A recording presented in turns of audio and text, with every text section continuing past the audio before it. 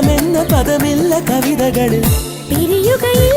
ഒരു നിമിഷം സുന്ദരൻ എന്നോമൽ സുന്ദരി.